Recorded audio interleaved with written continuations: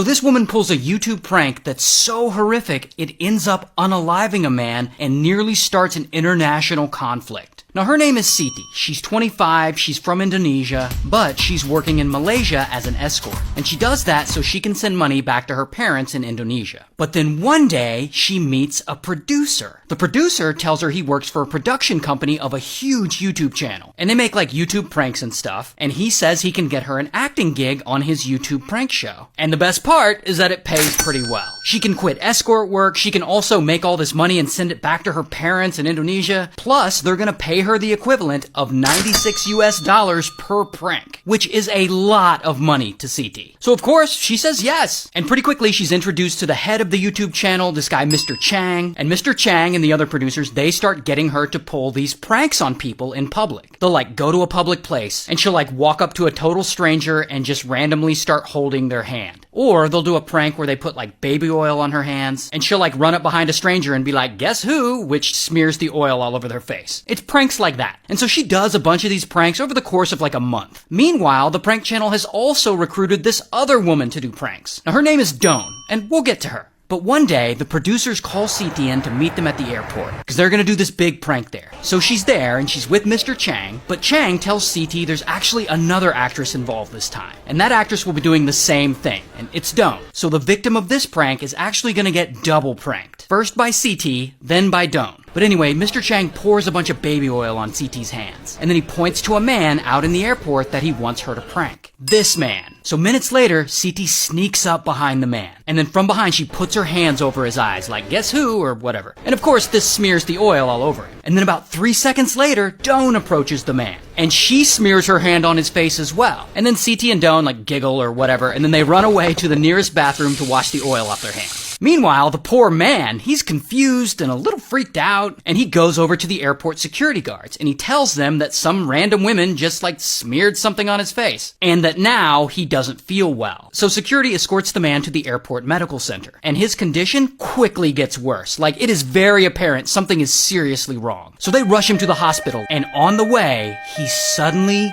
just dies. So who was this man? Well, let's call him Nam. Now, Nam is an interesting guy, because growing up, his dad was a dictator, the supreme leader of a little country you might have heard of called North Korea. Now, Nam, being the oldest son, he was always first in line to be the next supreme leader. But as he grew up and became an adult, Nam grew to be a little more progressive, a little more open-minded to reforming things for the better. Something his conservative dictator dad really didn't like. But one day, Nam is traveling abroad, and he's in Japan, in the airport. And suddenly, boom, he gets arrested. Why? Because he's traveling with a fake passport trying to conceal his identity. Turns out, Nam was in Japan because he's low-key trying to take his son to visit Tokyo Disney, which in his country is a huge no-no. And once the news of Nam's arrest gets back to Dictator, Dictator is pissed. I mean, the heir to the throne can't be seen going to Disneyland in Tokyo? Disneyland represents capitalism, and worst of all, it represents America. And it's just everything North Korea stands against. So this arrest is a huge source of embarrassment for Dictator. And this Disneyland fiasco eventually leads to Nam being passed over for the position of supreme leader. And when Dictator eventually dies, his other son, Nam's half-brother, Kim Jong-un, he becomes the new dictator. And Kim Jong-un hates Nam. And Nam's been living internationally for a while in China. But regardless, Kim Jong-un has been trying to have him assassinated for years. And eventually, he and his regime come up with this elaborate plan. They're gonna trick 2 random women into unknowingly killing Nam. And the women end up being Siti and Dawn. And when Siti and Dawn are at the airport that day, the producers have both of them touch Nam's face with baby oil as a prank. But what Siti and Dawn don't know is that's not baby oil on their hands. No, on Siti's hands, they put, we'll just call it chemical A. And on Dawn's hands, they put what we'll call chemical B. And when you combine these 2 compounds, it creates a nerve agent called VX, or venomous agent X. A nerve agent that has been banned around the world because it's considered a weapon of mass destruction infection and will kill you instantly, especially if someone smears it on your face. So Nam dies that day, right after they touch him. And Mr. Chang and all the other producers who set this up, they're all actually North Korean spies. And they all just flee, and they eventually get away. Of course, North Korea denies being involved in any of this. And this creates tensions between Malaysia and Indonesia. But since those producers all fled, that leaves the only two people connected to the crime, Siti and Doan. So Siti and Doan are in the airport bathroom washing their hands. And they walk out and they look around and all the producers are nowhere to be found. So Siti and Doan are just like, all right. And separately, the two women each go home. And they have no idea that anyone died. About a day later, they each get arrested. And Siti is so clueless as to what's going on, she literally thinks her arrest is part of the prank show. Like, haha, yeah, right, guys. Sure, I'm being arrested. Okay. But Malaysian police arrest them and they charge them with murdering Nam. 8 months later, their trial starts. And if Siti and Doan get convicted of murder, by law, they'll get the death penalty by hanging. So the stakes in this are really high. So this trial goes on for 2 years. And the Indonesian government has to get involved because Siti is technically their citizen. And these women are in jail this whole time. And then one day, suddenly, like out of nowhere, the charges against Siti are just